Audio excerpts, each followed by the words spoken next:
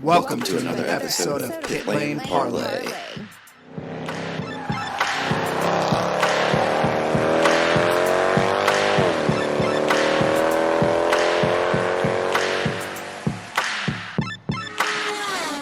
Welcome to another episode of Pit Lane Parlay. My name is host Mike Jokum. Our buddy George is helping me out today, as well as special guest Ryan Eversley, as we go through everything balance of performance. And for a short little intro, I will give it over to George. Hey guys, and thanks Ryan for coming on. For anyone who's either unfamiliar with sports cars or doesn't like quality motorsport content or has been living under a rock, Ryan's a well-established Honda factory driver who's running a number of series, as well as one of the hosts of the wonderful Dinner with Racers podcast and now Amazon Prime show. With that, let's talk about BOP, and before that, let's talk about the first race of the season a little bit, since it is next week after all. Now, Ryan, you're running the Honda Type R TCR again, but this year with a new team and new teammate. How are you feeling going into the season opener? Yeah, it's going to be a new experience for me. Thanks again for having me on, and anybody doing a podcast about racing, I think that's completely jumped the shark, and it's a totally horrible idea, so good luck with it. No. Hey. You know, it's going to be a fun year. I've got a really young teammate, Taylor Hagler from Texas, and she's been doing a really great job in several different categories of touring car style of racing. And last year in the former series now called SRO America, she had a couple of podiums. She got a pole position at Watkins Glen, which is one of the fastest places we go. So she's definitely not scared. And I think she and I working together will be pretty neat because I haven't had a younger teammate in a while. The last few years I raced for the Hart race team, which is like kind of a factory-based touring car program from the Ohio Honda factory. And my teammate, Chad Gilsinger, is one of the fastest, what we call gentleman drivers probably on the planet, because his full-time job as a Honda engineer, he works every day and then gets to race on the side as a benefit of being part of the Hart program. But Chad's very self-sufficient. He looks at his own data. He does his own setup. He works on the car. He doesn't need me to handhold or like train him. He's been doing it for so long. Whereas Taylor, still very new, 24 years old. And I'm going to be doing a lot more hands-on coaching with her than I have in the last couple of years. And the team we've signed with is the LA Honda World program, which almost won the championship last year. And they're based in Indianapolis by a company or a race team called LAP Motorsports, which formerly ran the Mini factory program in the ST category. So they've won a ton of races. A lot of their crew guys are IndyCar engineers and mechanics that do the 500 every year when there's like a third or fourth entrant for some of these full-time teams and they need extra crew. So the team is really, really switched on. Taylor and I are probably the unknown factor going into it because we haven't worked together that long. And she is a rookie in IMSA. So it's going to be challenging, but I'm really excited about the season. Awesome. Thanks, man. Well, I'll throw it back over to Mike. Sorry, we're talking over each other there a little bit. Throw it back over to Mike to discuss one of the two most controversial topics in sports cars, that is BOP. Yeah, this is something I'm still trying to wrap my head around more so in the past year than ever, but Ryan, in general, if somebody were to come to you and say, what is balance of performance, how are you going to explain it to them? Okay, so first and foremost, I need to mention that IMSA, which is the sanctioning body that I race in full-time in the TCR car, put out a bulletin last year saying that any public discussions about BOP could be met with penalties and fines of some sort. So I have to be very careful about how I word what I say. However, I don't disagree with the balance of performance idea. Basically what it is they're trying to stop somebody from being an overdog or having an unfair advantage, and they literally will change the performance of your car by adding weight, taking power away, maybe changing the ride height and suspension characteristics of the vehicle. And the name of the game basically being, if let's say Honda builds this awesome Type R Civic and it wins 9 races out of 10. Well, that's going to limit the people that have the Audis and Alphas interest in participating. So in theory, they're trying to make it a fair or even playing field so everyone has a shot. And so it's not a bad idea, and it's been around for a lot longer than people realize, but it also causes quite a bit of vitriol when fans of certain brands don't see their car getting the results they think they deserve. And then that's where it becomes kind of a hot button issue. Awesome. I appreciate that. So I know, IMSA versus some of the other sports car series around the world has a different take on BOP. What makes IMSA's different than some of the other, BOPs around the world? Well, if you look at IMSA, they're owned by NASCAR. So NASCAR has in this country, the most technologically advanced resources at their disposal because the budgets are there and they need it to do the things they do for the stock car series. So if you look at their resources available to them, they have quite a lot of staff. They have quite a lot of engineering background. And what IMSA has tried to do is utilize the data that's given to them by the teams by having the teams carry data loggers. Obviously, there's timing loops at all the racetracks. They utilize all the technology they can, including like our engine data from the Motec systems that like the race car runs and things like that. That works if nobody is up to no good. And a lot of times people are up to no good. So in racing, so weird. So basically, like we go to Daytona and everybody drives around and goes as fast as they possibly can. And then they look at it, and if there's one car that's clearly dominant after that event, they'll say, hey, we need to adjust this a little bit for the next race. And it's an extremely difficult job, and it's extremely thankless because no one ever thanks the series when they win a race. Oh, man, thanks to him, so we got great VOP. We were able to win by a mile. That was awesome. That never happened. So it's just one of these things that they take in as much data as possible. If you have to look at it, there's something like 50 cars in the Michelin Pilot Challenge Series, which I'll be in, plus 38 cars in the Rolex 24 Hours of Daytona next week. So, you're getting up there towards 100 cars of data that needs to be looked through to see what's what. And it's not easy, and you have a small amount of time to do it. So they generally, I think, get it pretty damn close, IMSA especially. There are some series that get it way wrong, and you're like, how did you even get to this decision? But I think some of the things that we see are, especially in the early years of me having racing that was based around BOP, some of the decisions that were being made weren't necessarily because the car was faster, but the team was better. So I worked with a team in 2010 through 2014 that had one of the best engineers I've ever worked with, had some of the best strategy, and we had amazing starting drivers where a lot of the other cars had drivers that were quite a bit off the pace. So we were constantly getting good results, and it's because we had like the total package. And then the next season, the car we were racing got like 100 pounds of weight added to it. And you're thinking, well, hang on a second. It's not that we were the fastest car. We literally just had the best program. And so that's where a lot of people involved can get pretty upset because you're like, oh, okay, what's the deal? So whereas in the past we had BOP adjustments several times throughout the year, now it's literally in between events. And in some series, not IMSA necessarily, but in some series they do on weekend BOP changes. And I think that's a little bit much. Wow. Yeah, that seems like a lot to worry about within a short period of time. I don't know how much you're able to, I'm sorry, go ahead. Well, what I was going to say is when I'm explaining balance of performance to somebody that doesn't know anything about racing, they immediately turn their nose up at it. And again, I completely understand the reason we're doing it. We don't like Formula One, for example. It's awesome to watch because it's the pinnacle of motorsports and the technology is amazing. But when Ferrari dominated, everybody hated it. And now that Mercedes is dominating, everybody hates that they're dominating because, it's like kind of predetermined who's going to win. And that's the idea behind BOP, to stop that from happening.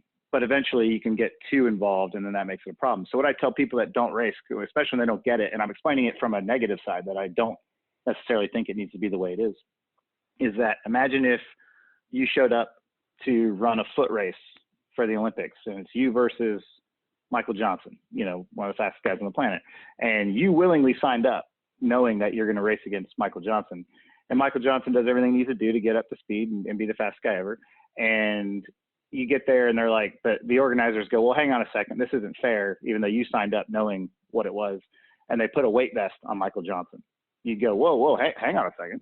So imagine we're watching the Olympics next summer and Usain Bolt or whoever goes to run, and they're like, well, he's too good. He wins all the time, even though he's just naturally more talented. Let's go ahead and put a weight vest on him. You would see outroar, you know what I mean? Uproar and outrage.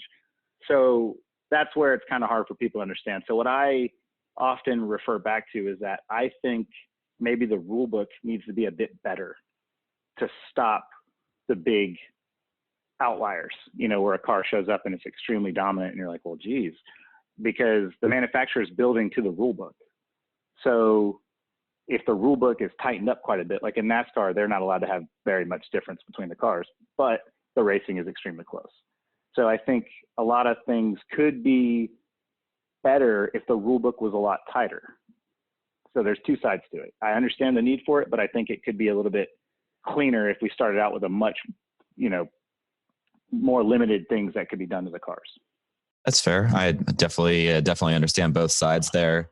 One thing that I read, and I don't know how much you can really talk about it, but I will ask anyway, was that IMSA was trying to prevent much more this year in terms of teams sandbagging, especially at the Roar.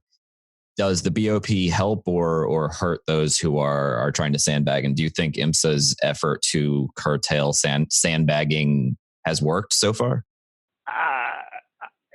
I can't speak on other people's behalf because I don't know what they're up to, but I just, as a racer that's been in the paddock, so in my test at the Roar, I felt like everybody in the TCR class was going for it. But it's really interesting when you have multiple teams that have the same kind of car, you can't control the other people and what they're doing. And the ego of a racer will always show up. If I have the chance to go be P1 in a class, even though my manufacturer doesn't want me to, it's really hard to go, yeah, I might not have a job next year and I'll need to tell people that I was P1 at the Roar and you might not hire me at that point. What am I, So it's one of those things where you have to be kind of like, a driver's always going to be selfish about their own results, but you don't want to bite the hand that feeds you. So in the TCR class at the Roar, I felt like everybody was going really fast, but then you'd see cars from one manufacturer that were P1 with drivers I've never heard of.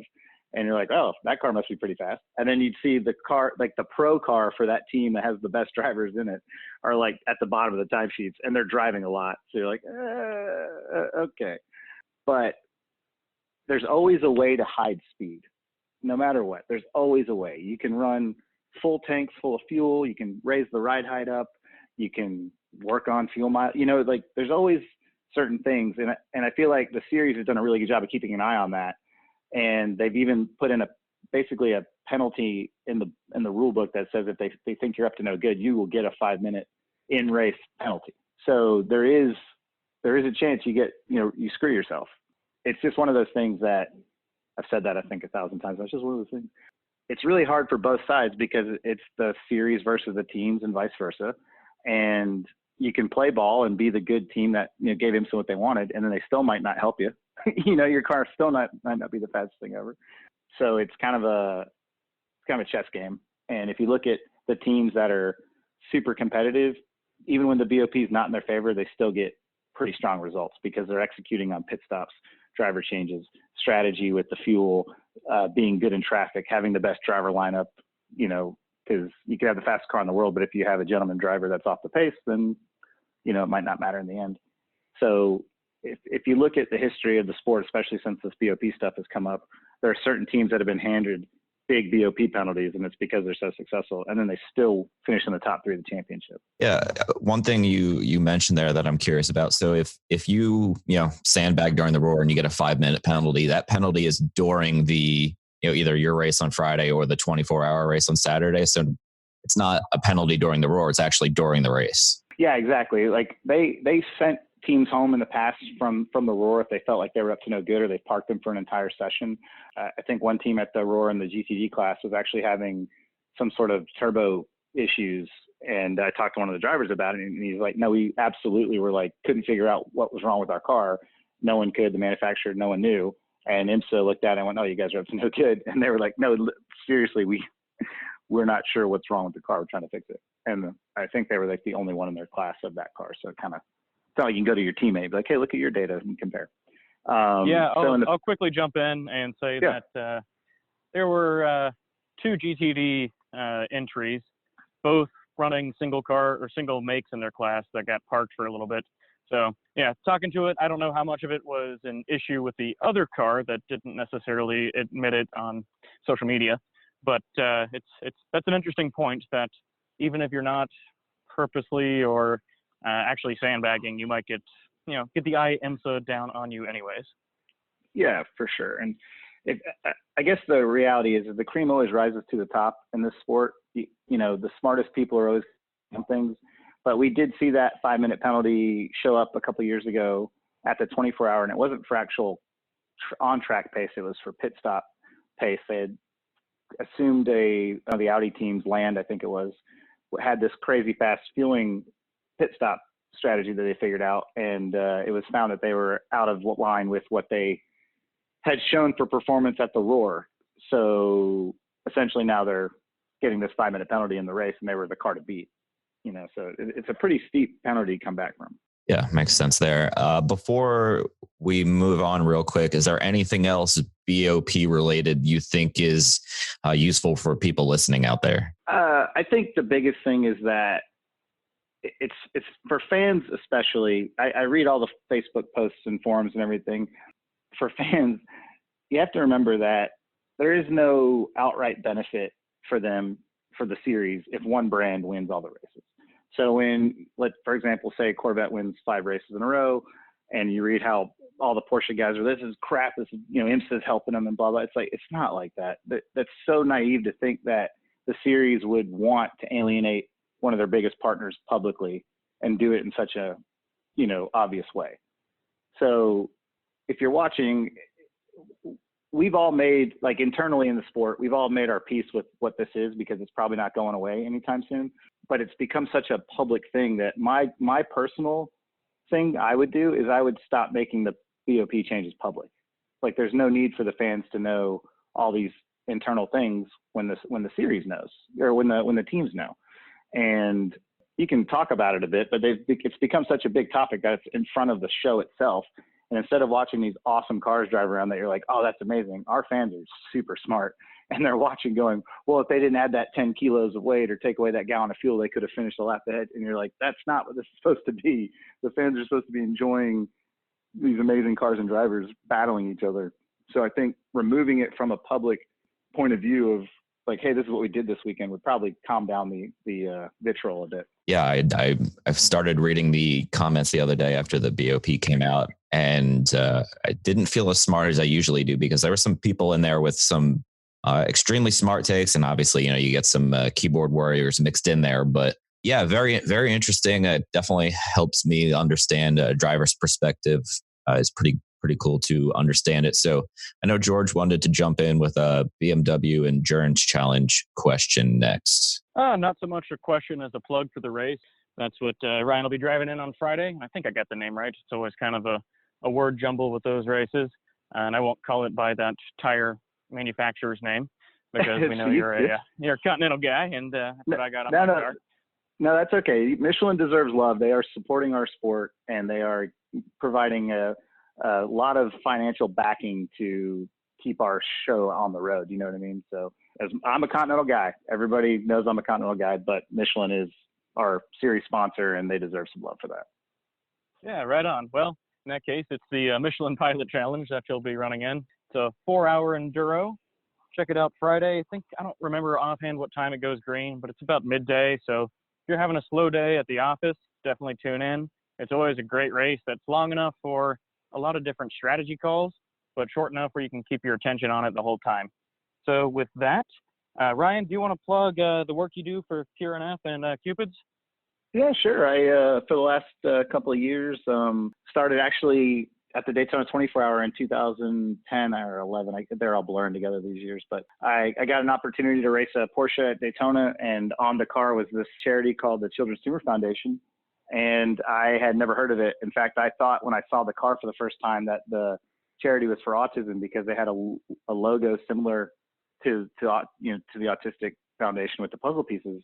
And when I met these families and started learning about what neurofibromatosis is, which I had never heard of it, I was shocked to learn that 1 in 3,000 kids are being born with it. And it's a genetic tumor disease that can cause a life of pain, and it can also be fatal. And it was really eye-opening to see these kids that were so excited to see a race car go around and have their names on it. And so after that weekend, I was really like, I need to do something to be a part of this to spread the word, because I'd never heard of it and it sounds really bad. And as a kid, I had spinal meningitis when I was 2 years old, and I lost the hearing in my left ear. I spent about a year in and out of Scottish Rites Children's Hospital in Atlanta. And it was like, okay, I'm a survivor of a really, bad disease. Let me help someone else with theirs. So started doing as much as I could with the Children's Tumor Foundation. That led me to the Cupid's Undie Run, which is basically every February, creators of this charity, Chad Leathers, who's a buddy of mine through the Children's Tumor Foundation, he created this charity with his friends to help his brother, Drew Leathers. Drew is no longer with us because he succumbed to the illness, but Drew became a friend of mine as well. And basically it's a fun run. It's not even about the run. It's about raising money. And what they've done is they've created this charity where you run for about a mile in the city streets of whatever city your event's taking place in your underwear, literally in your underwear in the middle of winter. It's freezing cold and disgusting. And you get people to raise money for you. And so for the last 6 years, I think I've raised $175,000, and it's been through my fan base, like through followers and racing, and competitors of mine and teammates of mine have donated and taken on the cause. Andy Lally and Spencer Pompelli and Spencer's wife, Lindsay, everybody jumps in on it in Atlanta and kind of supports it, raises their money. So it's been an incredible thing, and I can't thank the fans for supporting it enough. I run for QRNF with Jack Atlanta, young man I met in 2010. He's about to be 15. I can't believe it. But his family, Jack Burke, and his dad, Jake Burke, have become like my family. And Jack has NF and has been through a lot of chemo and different treatments to help have a healthy life. And it's been a real tough road. But through my racing and Cupid's thing, being able to raise $175,000 and ongoing, I've currently got a link on my Twitter, Facebook, and Instagram. You can look it up and donate or just spread the word. That would be a big thing for me. I'm really serious about it. Yeah, thanks for talking about that, Ryan. Glad for all you do, and hope you make that huge number again this year. I think you were P1 in the country last year in fundraising. Yeah, it's an interesting thing. You get competitive as a racer, so you want to win. With the donations, and I've been P1 overall a couple of years, and a couple of wealthy individuals have done donation matching. So basically they'll start at 25 grand and say, like, every penny you put in, I'll match it, to 25 grand. So I end up raising 50 or whatever. And that's cool because it's all going in the same pot. But to be able to raise 20 something, I think one year we raised like $24,000 in one go, and that was crazy. But at the end, it all goes in the same pot. It all goes towards helping the Children's Tumor Foundation and fighting against this disease, neurofibromatosis and schwannomatosis.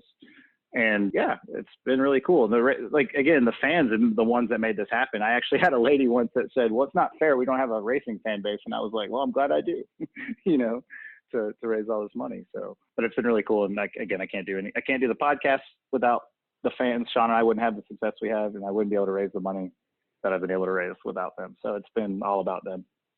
Awesome. Thanks, man. And I'll say IMSA and IMSA drivers in particular in the fan base, in my experience, are super passionate about various charities. Ryan, thanks for talking about that. And I'll say it's really awesome, especially in IMSA, between the drivers, fans, whomever, that you can leverage the natural competitiveness and such caring people and passionate fans to really make a difference in the world. So thank you for that, and thanks again for coming on. Is there anything else you want to plug before we close out?